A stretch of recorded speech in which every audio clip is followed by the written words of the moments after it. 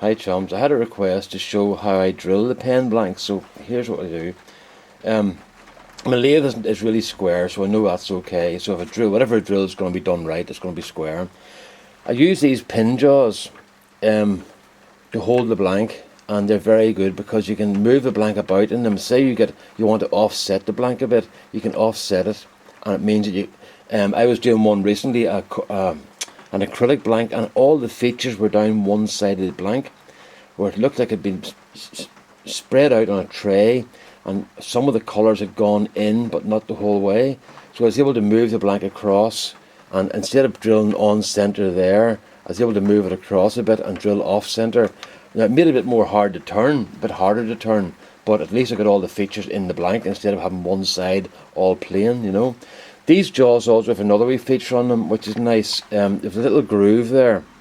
You can see, I've just got a wee pointer here. You can see here's a wee groove here. And what that's handy for is, if you're holding a rectangular blank, one that's not square like that, you can hold rectangular blanks there and that'll square them for you. So it means that you've got different options for holding the blank.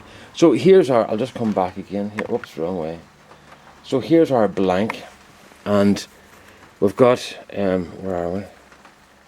We've got an acacia blank and the witness marks on it, so then I just do that with it, right? And that means that the witness marks are pointing to this end, so that's the end I want to drill. So what I do then is I set the blanks down on the lathe bed in that orientation, so I know that that's the way they're going to be drilled. There's the two witness marks pointing towards the drill bit. So then just stick one of these in. Let's see now. I'm working across the camera here, so forgive me please.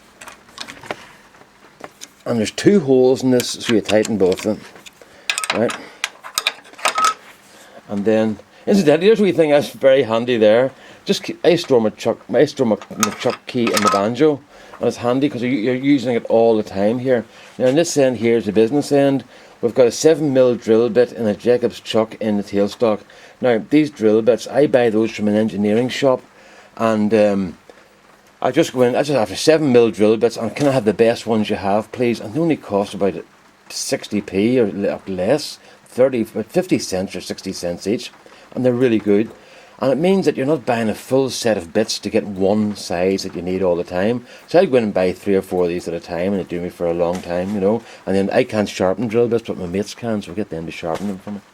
So that's that. So then, just to start this thing off, so then what I do then is I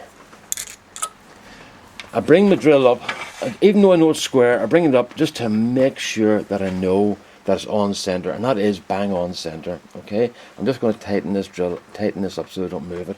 Right, and I'm going to turn my lathe on here.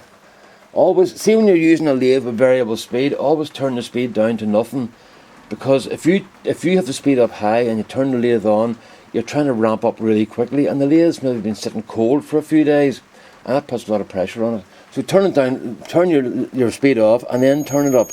Now, I don't know what speed this is, but it's in around about 500 or so, 500 or 600. And that's the speed.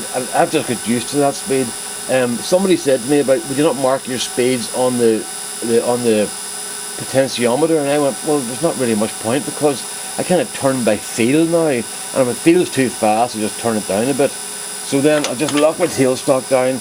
And then the next bit here is I go in very slowly to let the drill find the centre by itself. There it is, finding centre now, and then I'll just go in from there. Now, the next bit is, I keep coming back a wee bit, just to clear the swarf out. And it's worth doing this, because it means that you don't get as much heat building up in the drill. And there's my wee tool that I use there for actually doing that. Because it's safer than... And all that does is just takes that swarf out, and it stops the heat building up. Now, we're coming down to a critical bit here. We're almost at the end of the blank, and I go through that very slowly. It's not so important. It's not so important in wood blanks, but it's very important when you're doing Corian blanks, because that's us through now. It's very important in Corian, because Corian heats up, and you'll find that with Corian, it'll blow the end out of the tube, or the end out of the blank. You don't want that after all your drilling. So with Corian, go very slowly and take your time, and it's worth it. takes them maybe a minute longer than to do a wooden blank, but it means that you get the thing done, you know. That's how I drill blanks, folks, and the proof of the pudding and all that sort of stuff. And there we are. Where are we at? There we are. There's one drilled through blank. So that's the case. That's lovely. That turns lovely, you know. So there you are, folks. As simple as that. Alright. All the best now. Bye bye.